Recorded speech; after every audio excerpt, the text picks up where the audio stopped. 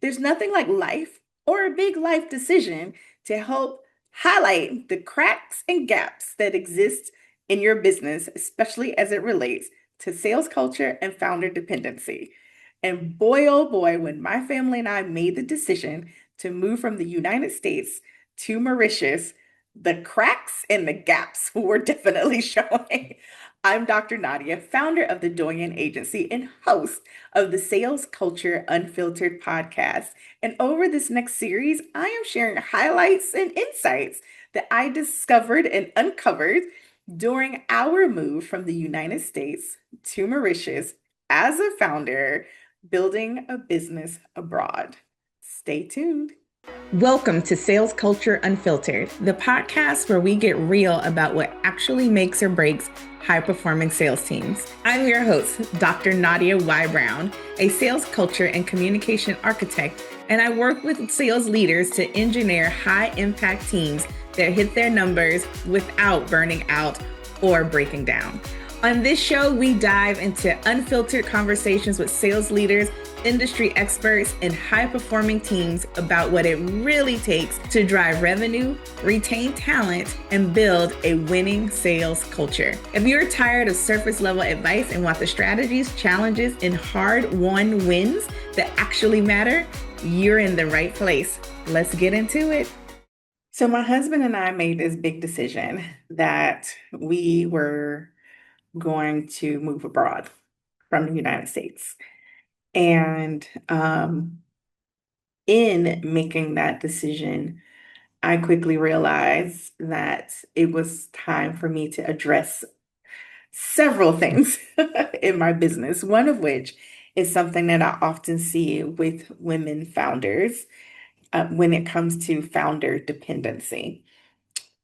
When we look at our businesses, we often find that there are so many things that are running through our business that are dependent on us. Now, if I'm being honest, it wasn't a revelation that there were these gaps that existed in my business. It's actually something that I've been aware of, frankly, for years, as something that I've been speaking with my team about. We've talked about doing trial runs and really kind of looking at where are the areas where we could take Nadia out. Like just completely, it doesn't need to come through me. Do not pass go, do not collect $200. Like it does not need to even be in my purview. And then there are some things that maybe I needed to weigh in on, but there was just this conversation that had honestly had been going on for quite some time in the background, but I had not yet fully committed to addressing the challenge around a number of dependencies that currently existed for me in the business until we made this huge decision. And in having the conversations with my husband and our daughter and just really, are we going to do this? Eventually the answer was yes. When are we going to do this? TBD. We did that January 2026. That was the reality. And then it was where are we going? Because if I'm being honest, there was a part of me that was like, I can continue to kick this can down the road, especially if we move somewhere where things are relatively very similar to how life looks time-wise as America. We're in the US. We lived in Phoenix, Arizona, and I was accustomed to being West. And then we made a decision to move far east. And so we're in Mauritius, which is 11 hours ahead of Arizona. And when we decided to start to look at this part of the world, like at some point we weren't really sure where, but when we started to look at countries that had such a vast time difference, I really started to question, like, okay, I was like, Nadia, I think it went beyond questioning. It was like, okay, we need to make some decisions. And this is one of the things that I share with founders is identifying the areas. Like sales is often one, but it's not the only one. Identifying those areas that are still very dependent on you and looking for ways to reduce or eliminate that dependency. Sales is really touchy because it's the revenue generation. Like if that stops, the business stops, and we don't want that.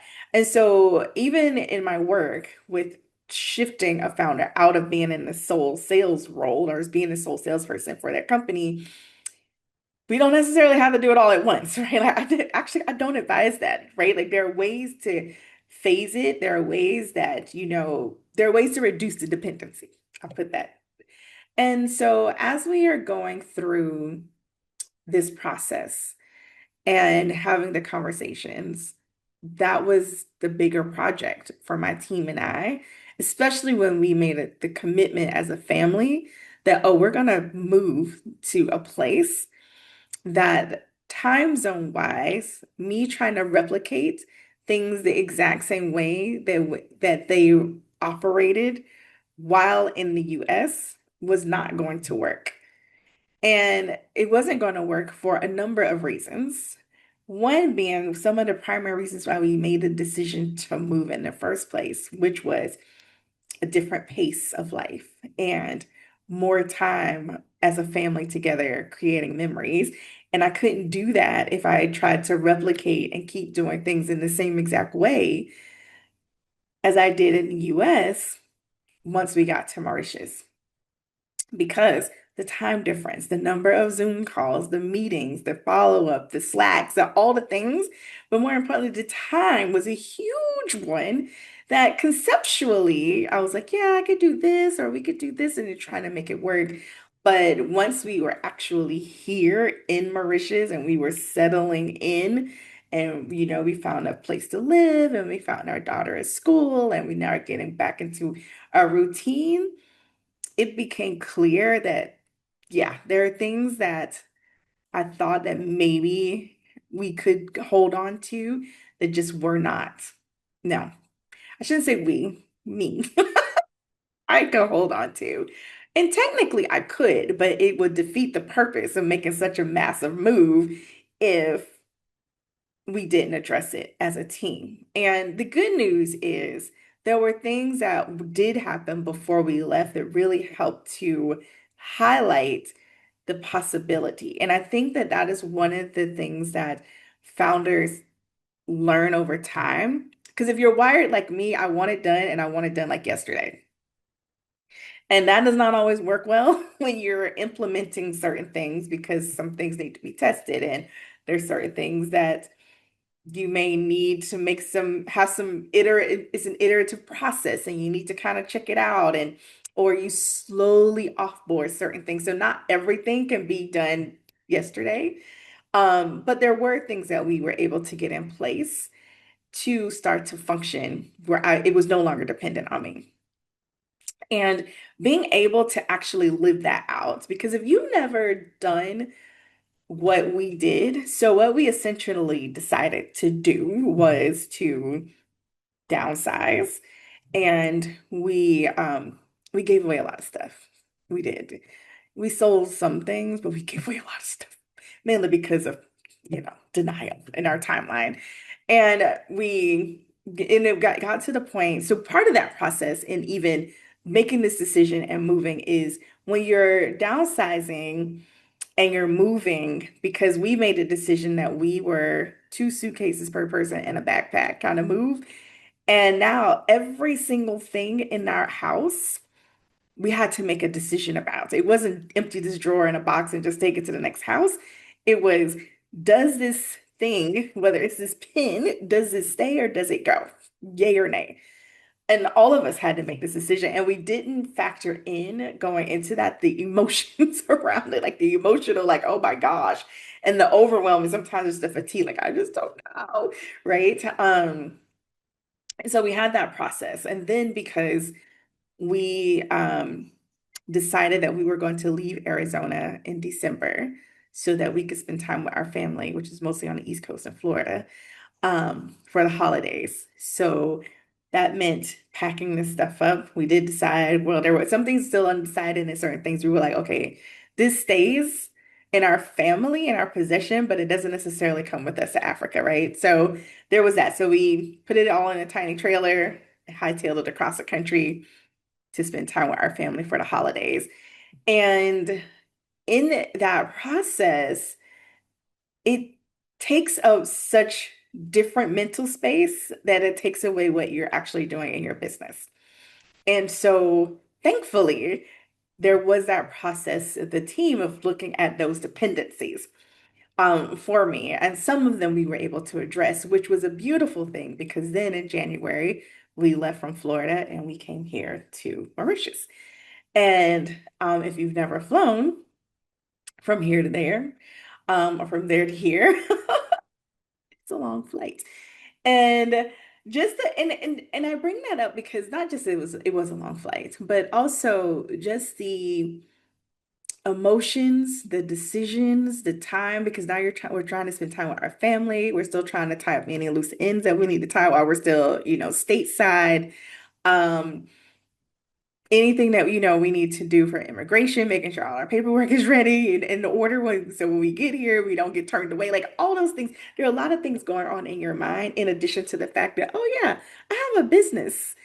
And the team worked really hard. They were very supportive, and I have an amazing team. And being able to just share with them, like, okay, here's where we are, here's where I am, and working through that process early. I feel like I started that process early enough, and I knew it needed to happen long before we got to this point of making this life decision. So I was able to let certain things go. And the team, because they are amazing at what they do, they were able to just, okay, we got it, we got it. And then we would come up with a plan. And I adore, I adore Chelsea on my team because we would come up with a plan, and then I would have a meeting with her, and I'm like, so about this plan that we came up with, this happened. I haven't done my part. She's like, don't worry, we have a plan B, right? Like, so the team started to also have those contingencies without me guiding it, right? And it was great. And so it was also a great experience to be able to not have to think about how things were going to happen while I'm focusing on moving my family and myself from the United States to Mauritius and then getting settled. Like it's not as we flew over, let me plug in my laptop and get back to work. Although if I'm being totally honest, I did have those moments of I'm just moving. Like I'm not dying. It's not going to be the end of the world. And it wasn't. It's like if people needed me, they could get in touch with me. But it also felt good to not be needed, to just be able to focus on, okay, how do we go to the grocery store and what does that look like and where's the ATM and just like what is life and walking to the beach and just really taking it all in and not having to carry the weight of everything that's happening in the business because you have a solid team in place and you address the dependency. So those were the great things that really helped to highlight it. But it honestly, I was aware that this was an issue long years, and I do mean years, before Toby and I made that decision. And I think it's important that we as founders, because I'm not immune, right, take the time to really start to look at those things, whether it's sales, ops, implementation, marketing. Like there's so many pieces that it takes, so many things it takes to run a business. And we have to get to some point where it doesn't all depend on us, whether it's a life change that you choose in terms of making a global move, an international move, or it could be something more sobering, like an illness, or whether it's you or a loved one, right? That really starts to take your focus away. It doesn't mean that you give everything away and you don't have anything, but it really is important that you start to think through and identify what those dependencies are. And that is one of the biggest impacts that I see, especially when it comes to sales culture. Because one, the founder is in all the things, and there's so many things that impact sales. And sales and revenue is such an important thing that it causes in some cases anxiety or definitely that sense of urgency around making sure that this is done right so that the cash doesn't stop flowing, because when the cash stops flowing, that's a problem. And so in this series, I'm not even sure at this moment how many episodes. We're going to talk about identifying those dependencies as a founder, working through them, and I'll continue to share my story of the ahas. Like there were things that I was aware of, things that the team and I definitely worked to address. Definitely got to enjoy the the work that we put in ahead of time to make that transition smooth. And landing here in Mauritius and getting acclimated to the time difference and figuring out a new rhythm and all the things also highlighted some other things that I wasn't necessarily aware of, and not necessarily prepared to address in that moment. And so, next episode, I'll talk more about some of the ahas I learned and identified and uncovered as it relates to this dependency and also to sales culture as a whole once we were here. We're no longer in our comfort zone. We are in an unfamiliar land trying to figure things out. And it was fun, but it was also very insightful and at moments very tense. So stay tuned for more in my episode of all the lessons I've learned thus far in our transition from the United States to Mauritius. This is Dr. Nadia. I'll see you in the next episode. That's a wrap on today's episode of Sales Culture Unfiltered. But the conversation doesn't end here. If something sparked your interest today, connect with me on LinkedIn or visit our website at thedoyenagency.com to explore how we're helping sales teams build cultures that last. And if you found this episode valuable, don't keep it to yourself.